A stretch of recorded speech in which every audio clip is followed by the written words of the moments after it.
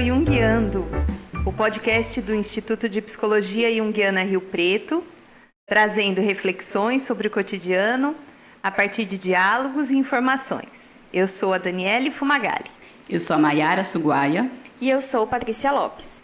Somos psicólogas junguianas e neste podcast vamos falar sobre psicologia, literatura, sobre a vida e o que mais acharmos que devemos falar. Esse é o nosso 15º episódio do podcast Jungiando e hoje nós vamos continuar a falar sobre um dos conceitos essenciais da teoria junguiana, que são os arquétipos.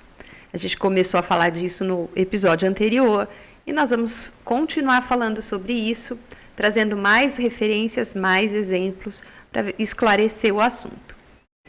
O que está embasando, dando referência para a nossa discussão de hoje são os livros O Homem e Seus Símbolos, do Jung, O Mapa da Alma, de Murray Stein, e um livro que se chama Complexo, Arquétipo e Símbolo na Psicologia, de Carl Gustav Jung, que é de Yolande Jacobi. Esse é um livro mais técnico.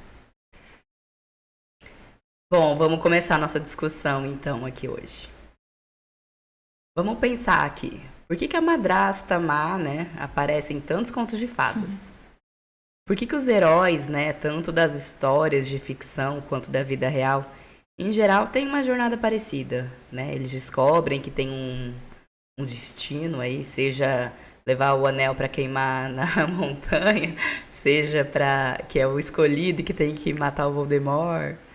Enfim, sempre tem uma história aí, Por que eles têm essa jornada parecida, os heróis e as crianças, no caso, Como eu até comentei no nosso episódio anterior, por que as crianças entendem tão bem, o que é a imagem do rei e da rainha nas histórias infantis? Por que algumas vezes a gente tem alguns sonhos como imagens estranhas que não tem nada a ver com a nossa vida cotidiana, Eu já sonhei 2 vezes esses dias com ondas gigantes, por exemplo. E eu já escutei alguns pacientes contando algo sobre isso também. Por que algumas vezes as mulheres, é bem comum, um exemplo de sonho comum aí, é bem comum que algumas mulheres sonhem com um homem, as guiando no sonho ou passando alguma mensagem. E esse homem é bem comum que ele apareça numa figura diferente, assim, do nosso cotidiano. Por exemplo, como um xamã, um índio velho, um homem mais velho, com jeito de sábio, É bem comum isso aparecer no sonho das mulheres, por exemplo, em algum determinado ponto da vida. E todos esses elementos, então, que eu citei, da madrasta, o herói, rei, rainha, o velho sábio, o índio, enfim, todos eles, o índio o velho, o xamã, no caso, todos eles são o que chamamos de arquétipos ou imagens arquetípicas. Atualmente, o termo arquétipo está sendo bem difundido e distorcido. Seja pela área de marketing, que utiliza a noção do termo arquétipo aí para definir o personagem de uma empresa, marca. Eu até tenho visto muito material sobre isso. Os 12 arquétipos, Como se fosse assim. Como se fossem só 12, 12 cavaleiros do Zodíaco. Como se fosse só 12. E a gente sabe que são infinitos, tá, gente? Já começa por aí. Existe só 12? Não. Só não. Mas as empresas têm usado muito isso, assim, para se identificar, sabe? O personagem ou a marca, Então, a marca tal é mais assim, mais arrojada, ela é o aventureiro. A marca tal é mais compenetrada, para pessoas mais que gostam mais de uma coisa mais tradicional, é a marca que está ligada ao arquétipo do velho sábio. Então, assim, isso é o que a gente está vendo muito nos jargões aí das empresas e do mercado, mas não necessariamente é a noção real do que é o arquétipo. É bem uma jogada, pra gente ver aquilo, se identificar e falar, quero.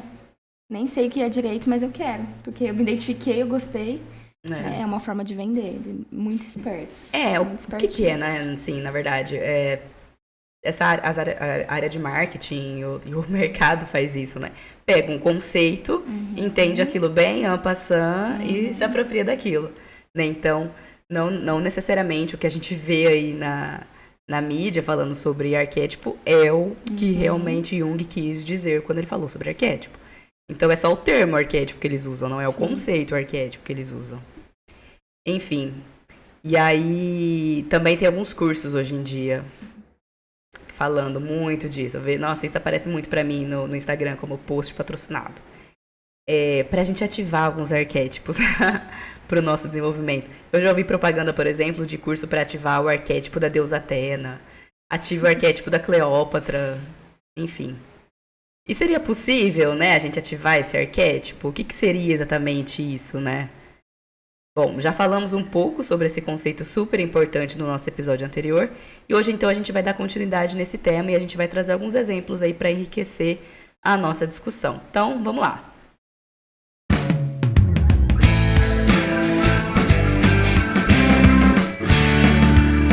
E o que a psicologia tem com isso? Bom, para começar, então, a entender um pouquinho mais, é importante a gente conhecer a origem e o significado da palavra arquétipo.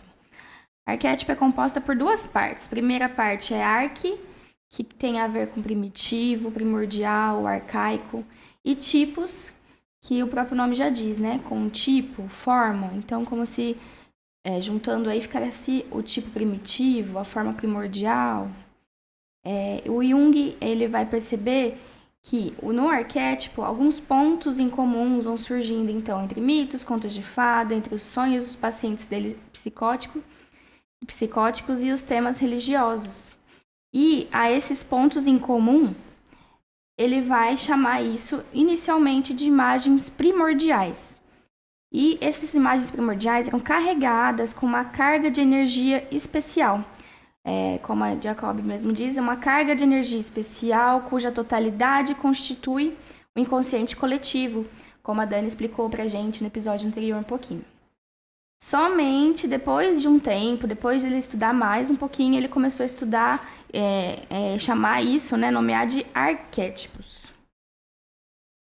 Então, a gente pode entender que arquétipos são como sistemas herdados que correspondem a situações humanas, que existiram desde os primórdios, como um exemplo, a relação de pais e filhos, a juventude, a velhice, o nascimento e a morte, e outras situações que vocês podem pensar aí, que em várias partes do mundo a gente vai ver que se repetem ou são muito parecidas.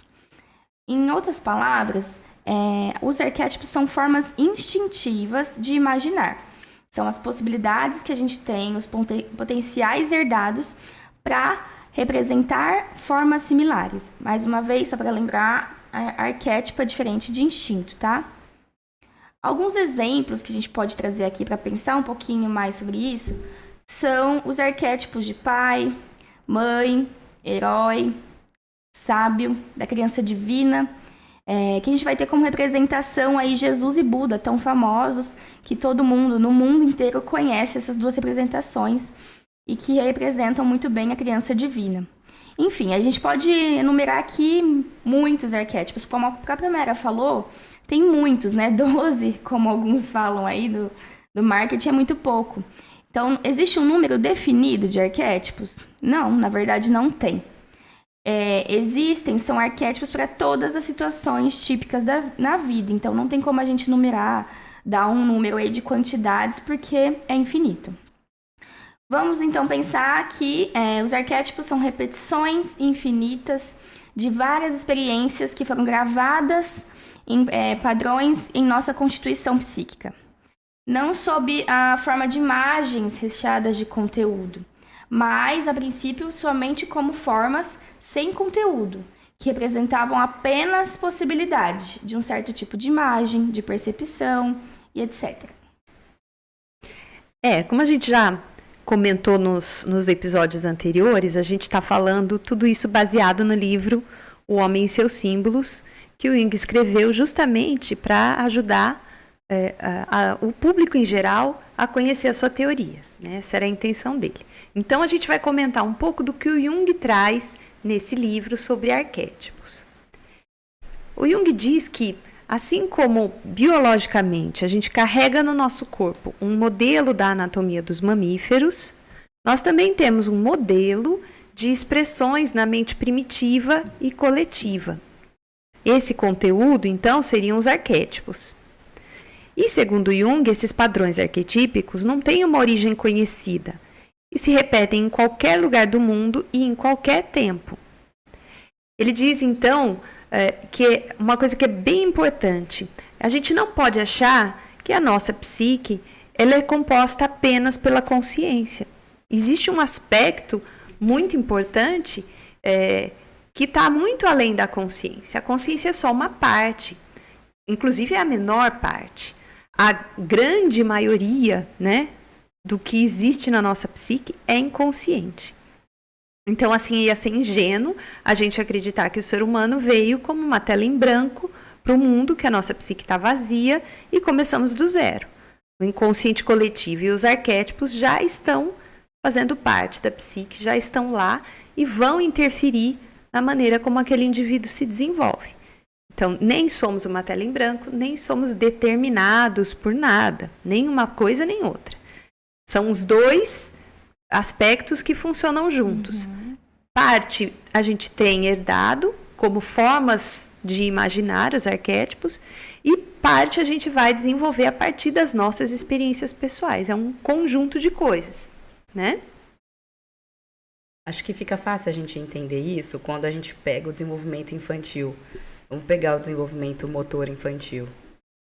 É muito legal, né? Nos 3 primeiros anos ali de vida, a criança vai ter esse repertório, né? E quase como um chip que já vem nela, que biológico, digamos assim, que ela vai repetir o que a humanidade levou, sei lá quantos milhares de anos para fazer. Então, ela vai sentar, ela vai andar sobre 2 pernas, ela vai começar a falar, né? Ela vai começar a raciocinar, né? Melhor. Enfim, então a gente fala, né, a ontogênese repete a filogênese, né? Aquela frase do Neumann, né? O ser humano ali nos seus primeiros meses, enfim, anos de vida, ele vai repetir a história da humanidade. Isso num caráter biológico, né? Num caráter motor, por exemplo, que é muito fácil a gente observar na criança. Se a gente acredita nisso no corpo, por que não vai ter uma coisa igual na psique? Né? Quando a gente está falando de fantasias e de imagens que não são no corpo propriamente dito, né? Como é o andar, o falar, mas também a gente vai ter algo equiparado isso na nossa psique. Então a gente também vem, né, com alguns padrões que vão ser repetidos. E esses padrões que vão ser repetidos é o que a Dani comentou, tá lá no nosso inconsciente coletivo, tá nesses arquétipos que estão de alguma forma registrados lá de tantas vezes que esses padrões se repetiram na história da humanidade. Então a gente também traz isso na nossa psique, né? Acho que é até uma forma de facilitar um pouco para nós, seres humanos, o relacionamento, né? A gente já tem um padrão, não que a gente vá seguir ele tão rigidamente, mas a gente tem um modelo aí a seguir, né? Isso ajuda muito. E é um modelo, né? O colorido que cada um vai dar para isso é pessoal.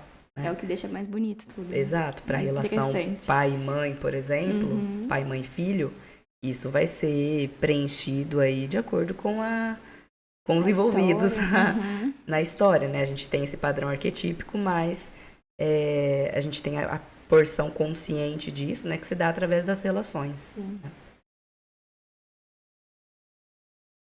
Bom, no início do episódio, a gente falou sobre alguns cursos que a Mayara trouxe pra gente que falam sobre a importância de ativar o arquétipo, como ative o arquétipo da deusa Atena.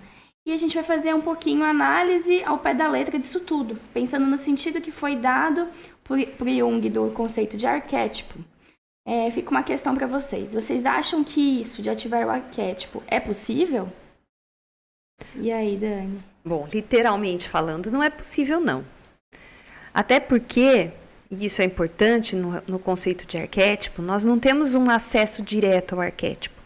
Ele está lá na base do nosso inconsciente coletivo. Os arquétipos, que são esse aglomerado de energia psíquica de caráter atemporal, eles não podem ser percebidos diretamente pela consciência. Né? Eles têm um caráter inconsciente, invisível no seu núcleo. Então, nas palavras do Jacob, ele é um potencial portador de significado. Potencial. A percepção do arquétipo pela consciência não é direta. A consciência vai ter acesso ao arquétipo pelo símbolo. que traz uma imagem arquetípica, né? Então, a partir dos símbolos é que a gente se coloca em relação a um arquétipo. É necessário, então, que se reúna a matéria-prima inconsciente do arquétipo e a significação dada pela consciência a partir da experiência individual, tendo aí um símbolo. A partir do símbolo, a gente consegue se relacionar com aquela imagem arquetípica. Falando de símbolo, Dani, eu acho bem legal pensar na bruxa má das histórias infantis, né? Uhum. Uma parte, então, vamos pensar assim, uma parte do arquétipo que é ligado ao feminino, né? Somado com experiências aí do dia a dia, digamos assim, da vida, conscientes, né, de maldade, por exemplo, vão formar esse símbolo da bruxa e todas as impressões que temos sobre ela. Então, é bom a gente lembrar, né? O arquétipo em si não é que ele vai ser bom, mal, enfim. Ele apenas é. Né? O colorido, como eu disse, quem vai dar é através das relações, né? E aí tem um nível mais consciente. Então, quando a gente traz para níveis mais conscientes essa imagem que eu falei, né? Essa imagem arquetípica da bruxa, de acordo com o que vai ser projetado nela, é que a gente vai dar essa conotação de malvada. Então, é o colorido que cada pessoa vai dar, como eu falei, né? De acordo com a sua vivência, que vai ser consciente. Então, a gente considerar a bruxa má, né? É uma questão que foi construída coletivamente, né? Desde lá da Inquisição, da Igreja, até as histórias infantis que repetem esse padrão, né, há muito tempo. Lembrei agora do novo filme da Malévola, A Bruxa Má, lá da Bela Adormecida. Pra quem é da década aí de 80/90, como eu, deve ter visto o desenho clássico da Disney, né? No formato lá de desenho. Da Bela Adormecida, da Bela né? Adormecida. E, nossa, que aliás não faz nada, né? Só dorme. Convenhamos, nem deveria ser personagem principal. Né? E pra quem viu o desenho lá vai lembrar, né? Eu lembro que eu pensava isso. Nossa, mas por que a Malévola ficou tão brava, né? Só porque ela não foi convidada, ela foi e lançou a maldição na Aurora, né? É muito... É o puro suco... que é amargurada. É o puro suco da maldade e da dor de cotovelo, né? Mas aí, o filme atual da Malévola, vocês viram? Com a Angelina Jolie? Uhum. Sim, É muito legal muito aquele bom. filme. Primeiro que tem a Angelina Jolie, que é maravilhosa. Sim. E esse filme mostra bem isso, né? O outro lado, assim, da história. Porque a gente entende no filme, né? Porque que ela ficou com raiva do rei e lançou o feitiço. Não foi, tipo, só porque ela ficou amargurada, igual a Paty comentou. E o mais legal, né, no filme é que ela acaba sendo, tipo, uma bruxa madrinha da Aurora, né? Que, inclusive, enxerga ela como amor, né? Ou seja, por mais que exista ali o polo negativo do arquétipo da bruxa, a roupa preta, os chifres, todos esses elementos simbólicos, o filme também mostra um aspecto positivo da bruxa. Por exemplo, a experiência da Aurora, né, com daquela pequena Aurora, da Aurora enquanto criança, com aquela figura da Malévola, também é positiva. A bruxa também pode ser protetora, digamos assim. E é um movimento interessante até, né, se a gente analisar. É menos 880, né, menos aquele maniqueísmo de bem contra o mal. E é legal porque pega bem aquela coisa, né? De todo mundo tem um porquê, é do jeito que é. O filme da Cruella também, esse novo, também tem isso. Explica um pouco por que ela chegou a ser aquela que queria matar os cachorrinhos para pegar fazer Um casaco. A gente consegue entender o motivo das pessoas, né? O filme do Coringa também, né? Uhum. Você chega a ter dó dele. Sim. Que é uma característica do arquétipo, né? Do símbolo. Ele une os opostos. Então, não é só bom, não é só mal. O arquétipo em si é neutro e ele traz os dois polos. O Darth Vader também, né? Porque ele começa como um herói, porque ele é um Jedi, e aí depois começa a mostrar o outro lado dele se transformando em outras coisas, mas não deixando de ter a característica de herói, tanto que todo mundo torce por ele, mesmo sabendo que ele se torna um tanto malvado, né? Uhum. Todo mundo quer que ele consiga vencer, ou que ele consiga voltar a ser o que ele era antes. Ele se torna um símbolo, né, nos filmes. Acaba que todo mundo tem um porquê, do jeito que é, né? Sim. Então, né, no caso do filme da Malévola, ele mostra os dois aspectos diferentes da bruxa, né? O bom e o mal. Então, eu, né, fiz esse super parênteses aí falando da Malévola pra gente pensar num exemplo aí de símbolo, né, que a gente estava comentando. Bom, e é importante a gente ressaltar o quê? Que o arquétipo, ele pode se apresentar por meio dos contos de fada, como esses que a Mara trouxe, pelos mitos, por meio de um sintoma, mas ainda assim a linguagem deles sempre vai ser simbólica.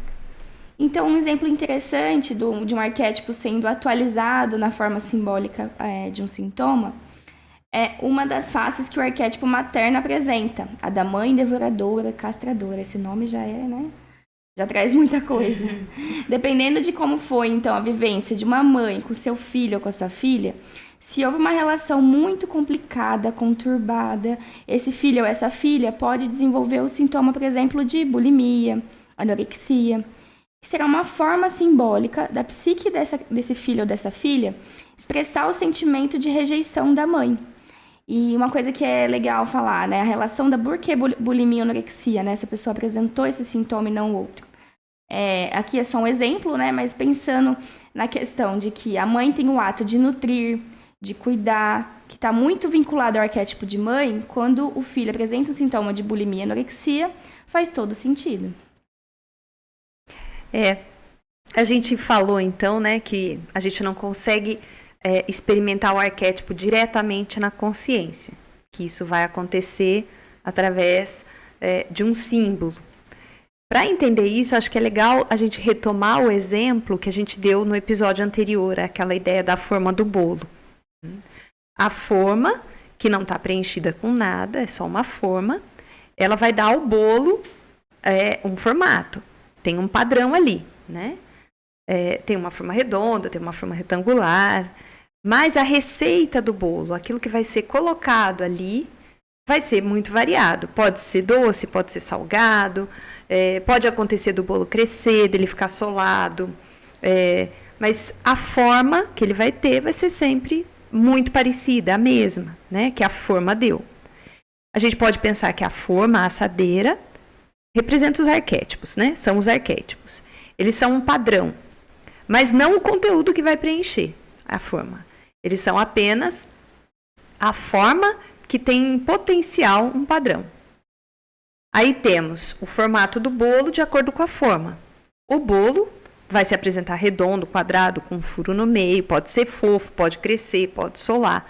O bolo em si, né, é a imagem arquetípica, é o símbolo, né, é como ele se apresenta. Então, o seu gosto, as suas características específicas de cheiro, de textura, se é agradável, se não é agradável, as particularidades daquele bolo é o que a gente pode comparar com o símbolo, né? É o que a gente tem em contato. A gente interage com o bolo e não com a forma. Né? O arquétipo, que é a forma, é representado na nossa psique de uma maneira indireta, através das imagens arquetípicas que chegam na consciência como símbolos, através dos sonhos, através dos sintomas, como a gente falou, né? Vem um sintoma físico, aquilo é simbólico. Jung nunca vai pensar em vamos eliminar o sintoma porque ele é mau. O sintoma ele só está notificando algo, ele não é nem bom nem mau. Ele está dizendo que tem alguma coisa ali que está errada, que está fora do lugar. E ele está simbolizando uma tentativa do inconsciente de equilibrar as coisas. Quando a gente consegue entender o que aquele símbolo que está aparecendo no sintoma está representando, a gente volta ao equilíbrio. O sintoma vai remitir e a gente vai conseguir o nosso objetivo, que é a pessoa estar em equilíbrio. Né? Não é a pessoa estar sem o sintoma. Então, a gente sempre vai olhar para nosso funcionamento psíquico de uma maneira simbólica. E acho que esse é um grande diferencial da proposta da terapia junguiana, da gente não, eu sempre falo, né, não endemonizar o sintoma, né, a neurose. A gente já falou isso em vários episódios, né, mas acho que é muito importante, acho que é uma das coisas que eu mais gosto, sinceramente, da psicologia junguiana. A gente olhar a funcionalidade, o pra quê, né, daquele sintoma, como a Dani falou, que vem de forma simbólica, né? Então, na terapia junguiana, a gente vai olhar as coisas de forma mais simbólica.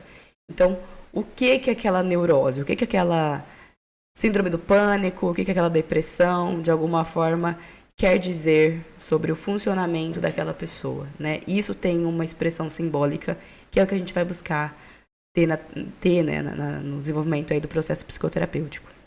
Não é que a gente vai olhar para o sintoma e falar, não tem nada. Claro que que tem. bom que você tem uma ansiedade. Não, é isso. Claro, a gente tem que cuidar. O sintoma, assim como a febre é um sintoma, precisa ser controlado. Então, a terapia junguiana não vai ignorar o sintoma como algo, é simbólico, vamos ficar romantizando o sintoma. Não.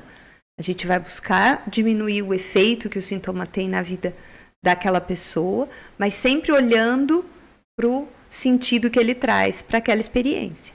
Porque senão a gente vai só, sei lá, beleza, ansiolítico, melhorou, tal, e pronto. E não é assim, né? Claro que o ansiolítico em algum momento pode ser útil, por exemplo, ou antidepressivo, como a Dani falou, para o antitérmico, né? Mas também é interessante entender qual que é a infecção que está por trás daquilo, né? Daquela febre, por exemplo. Para não voltar, né? Para não voltar. Senão volta. E às vezes só volta como outro sintoma, né?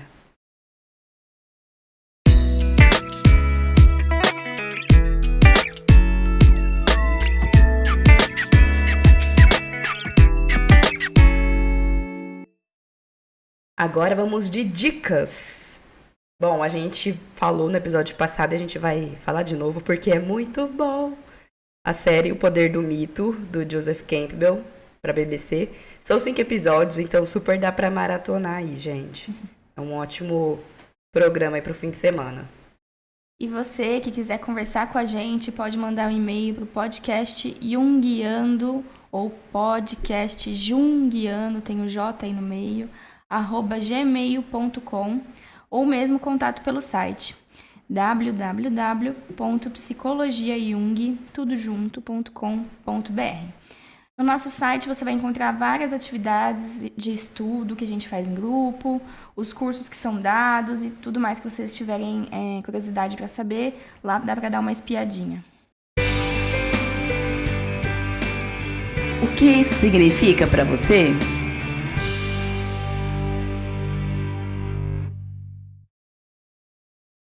E nesse momento a gente costuma trazer sempre alguma coisa relacionada à arte, alguma reflexão que a arte pode trazer para a gente. E a nossa sugestão de hoje é a música Fascinação, na voz da Elis Regina.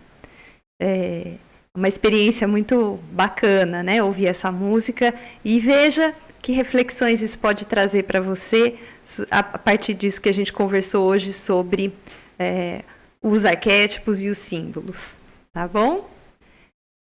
E esse foi mais um episódio do Junguiando, com a produção executiva. Daí Processo. A produção artística. Da Raquel Fumagalli, daí Processo Arts. E a edição e direção de som. Do Kleber Zumiotti. Gravado no espaço da Nova Hora Arquitetura. A gente se vê no próximo episódio. Um abraço e até lá. Até mais. Obrigada, beijo, tchau, tchau.